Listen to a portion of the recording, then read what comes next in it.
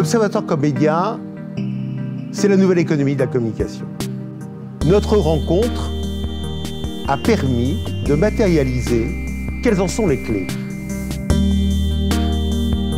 Elles ont plusieurs facettes. À la fois les études économiques et financières. La 5e édition a été présentée. Elle a marqué, une fois de plus, un intérêt profond par l'ensemble des participants pour voir comment, je dirais, la mobilisation de ce secteur pour maintenir la rentabilité et maintenir les marges des entreprises. C'est un phénomène caractéristique qui a été très largement souligné par les experts présents.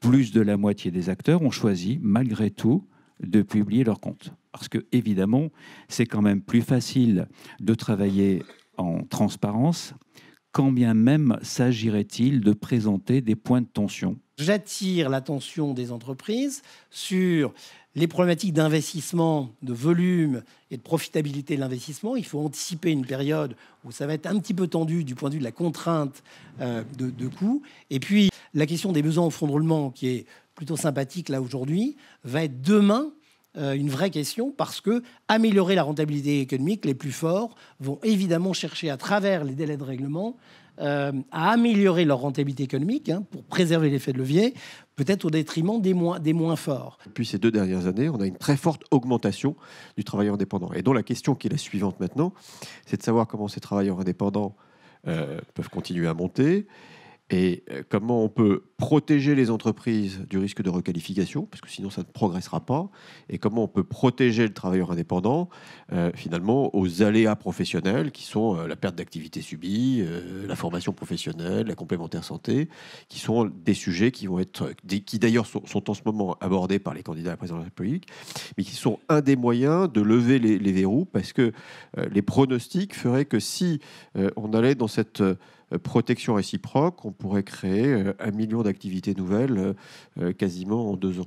Maintenant, on est parti sur un thème que je dois dire que j'aime beaucoup, qu'on a partagé, qui est en fait l'énergie d'entreprendre autrement. Effectivement, on a ce que je qualifierais presque une forme de frénésie ou de boulimie entrepreneuriale que notre pays entretient, parce que les pouvoirs publics ont été extrêmement actifs pour accompagner cette dynamique. Donc ça, c'est quelque chose de formidable. En revanche, cette dynamique entrepreneuriale, pour moi, elle ne s'est pas traduite par un véritable développement en termes de taille, en termes de croissance de nos entreprises. Vous êtes ici issus de nombreux secteurs d'activité multiples, et je crois que la notion de décloisonnement qui est l'ADN de l'Observatoire doit contribuer à créer cette dynamique, parce que c'est partagé entre les entreprises, quels que soient les secteurs, à la fois pour remonter dans la chaîne de la valeur, mais aussi savoir redescendre et aussi participer aux transformations numériques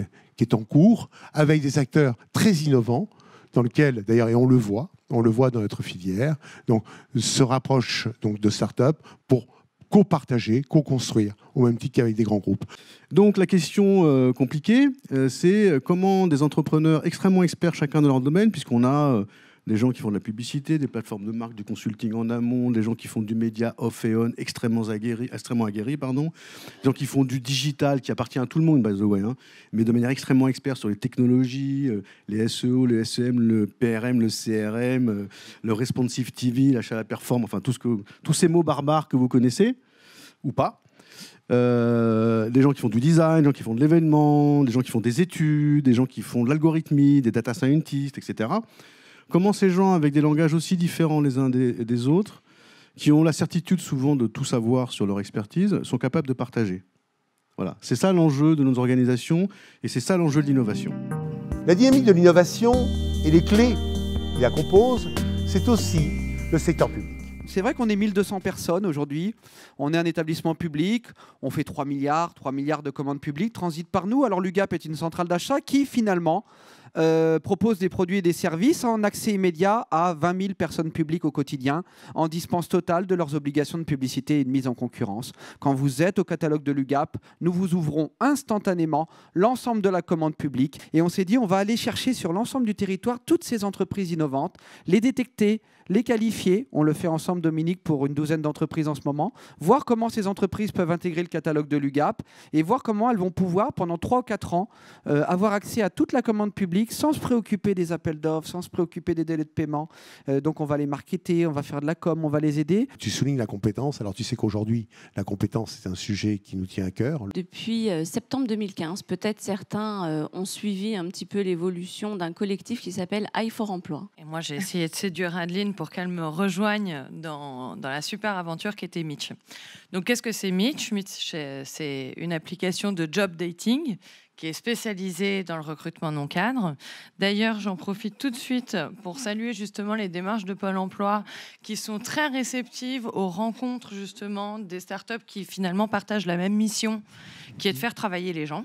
Il y a quand même une conviction bien ancrée chez beaucoup de chefs d'entreprise que quelqu'un qui est au chômage est un talent de seconde zone. Et ça, on le rencontre tous les jours. Et il faut être clair.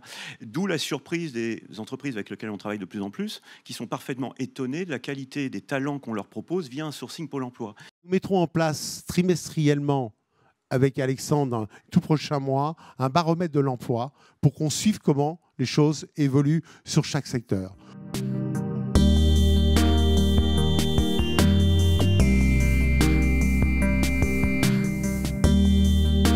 Les clés de la nouvelle économie de la communication, c'est également les travaux que nous menons avec la médiation interentreprise. Ces travaux, nous les avons conduits depuis plus de 5 ans.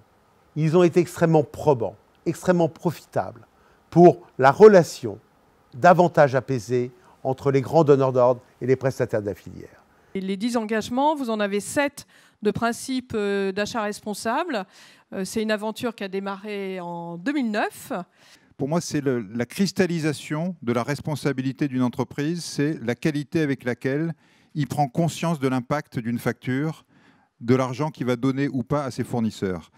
C'est pour ça que je suis heureux de voir que finalement, les gens qui ont signé la charte ici n'ont pas signé par hasard. Ces chiffres sont au-dessus des moyennes nationales qu'on peut constater sur les retards de paiement. Malheureusement, si 82% des entreprises en France payaient en temps et en heure, je peux vous dire que ça irait beaucoup mieux.